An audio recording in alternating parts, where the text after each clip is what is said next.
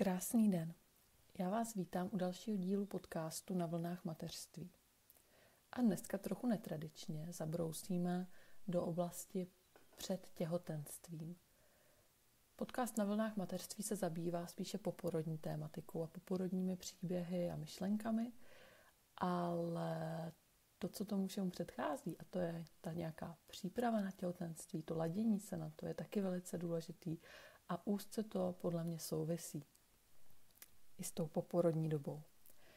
Takže vás tu vítám, doufám, že si dnešní díl užijete, že vás některé myšlenky třeba zaujmou nebo na ně budete chtít reagovat, tak neváhejte zanechat komentář a budu se moc těšit na vaše postřehy a podněty.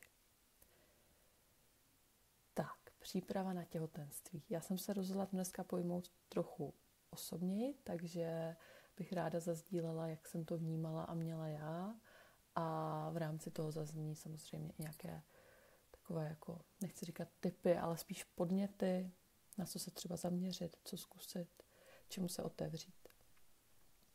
Já musím říct, že u mě probíhalo dlouhé postupné ladění se vůbec na toto téma a s ním i jako celoživotní, nebo takový jako spíš zpracování takového celoživotního strachu z porodu.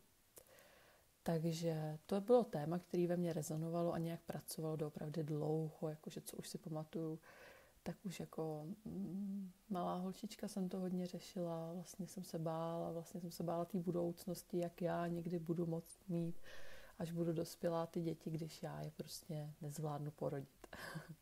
Takový bylo moje přesvědčení, takový byl nějaký vzorec ve mně, takže toto téma, tento strach ve mně vlastně jako probublával a byl to strach, který souvisel s mnoha dalšími věcmi, což jsem si postupně rozklíčovala, protože jsem na tom tak nějak postupně pracovala. Je to vlastně určitá součást toho seberozvoje a já to teďka vnímám, že prostě i celý to těhotenství, porod, poporodní doba i mateřství, že pro mě to je prostě fakt součást toho praktického seberozvoje a vlastně mě tak nesmírně baví a vlastně jsem si to i tak jako vysnila, že to tak bude. Mě vždycky zajímaly tyto oblasti, nějaké jako ženství, péče o ženy, přirozené porody, jak vlastně co nejpřirozeněji tím vším projít. A tak už jsem jako dlouho předtím, než jsem vůbec začala nad mateřstvím přemýšlet, četla různé knihy. Pamatuju si, že jsem třeba, to mi nebylo ještě asi ani 15, nevím, no, tak nějak.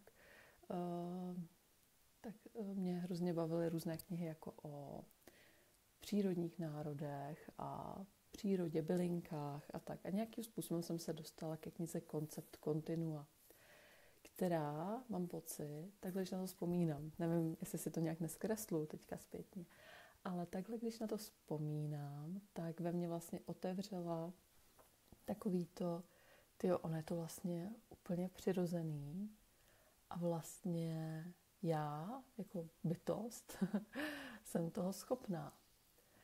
Ale pak samozřejmě do toho lezlo to moje myšlení, přemýšlení, až moc přemýšlení vlastně, které stojí v cestě většinou těmto přirozeným procesům, ať už je to otěhotnění, porod. Takže tato kniha ve mně ale otevřela takový to jako, to zní docela zajímavě a vlastně docela dost přirozeně. A vlastně to zní i jako hodně zajímavá zkušenost něco takového prožít. Takže jsem se začala tak nějak pomalu otevírat tomu, že jednou budu rodit a tím porodem projdu a že toho pravděpodobně budu i schopná.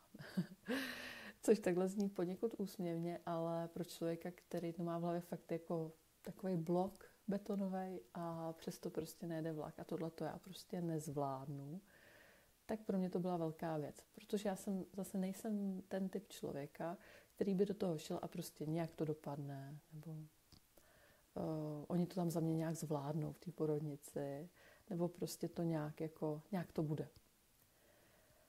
Tak to ne, já jako ráda si ty věci tak nějak se na ně připravuju, zpracovávám a jdu do toho vlastně tak jako ráda co nejvíc čistým štítem, bez toho zatížení těma strachama a tím sevřením. I když samozřejmě to tam pořád dál bylo a samozřejmě se to tam dostalo na scénu, ale měla jsem pocit, že jsem prostě kus ušla před tím samotným porodem. A další kniha byla Olivia. Tu jsem taky moc ráda četla, ještě vlastně jako absolutně bezdětná. To prostě bylo ještě kolik let před otěhotněním a před vůbec mým porodem a mateřstvím. Já tady jenom rychle hledám, jak se přesně jmenuje. Ta knížka Olivia, co vás o životě naučí pouze dítě. Ano. A napsala to má oblíbená Zuzana Mihálechová, kterou já jsem sledovala vlastně už kolik let. A mě vždycky hodně moc bavilo, když prostě Zuzka sdílela něco z toho mateřství a z takových těch jako věmů, z takových těch jako, no jak to říct, impulzů, co jí to mateřství, to dítě přináší. A to mě hrozně moc bavilo a vlastně jsem se z toho čerpala. A sama jsem ještě to děťátko neměla. A teďka to nabírá úplně na jiných obrátkách, když to dítě mám a prožívám to a vlastně to čtu a stotožňuju se s tím. Ale moc mě tady ty témata bavily už předtím. A beru to vlastně, že to byla taková jako moje příprava, moje ladění se na tu moji roli, protože přirozeně jsem tam to ladění u sebe nějak nemohla najít. Takže to jsou tipy ode mě na 2 knížky, které jsou takový jako lehký, nejsou tam žádný jako rigidní postupy, ale je to o takovém tom naladění se a když se z nich vezmete 1-2 myšlenky, tak si myslím, že to je úplně úžasný.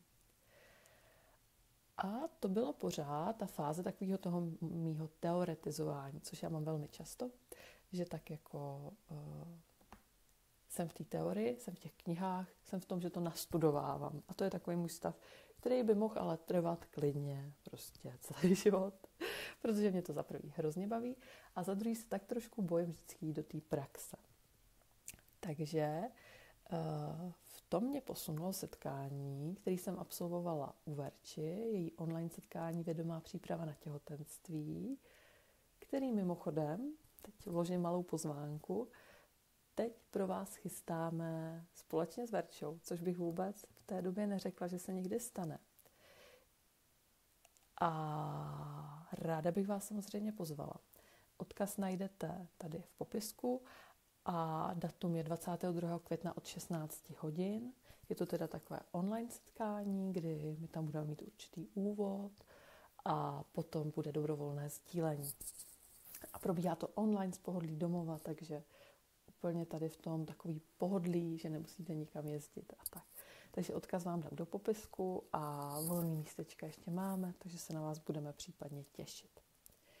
A v čem mě to setkání posunulo? Že já vlastně jsem najednou o tom tématu, i když já jsem to ještě neměla na stole aktuálně, jakože teď prostě, nevím, do roka a do dne chci mít dítě.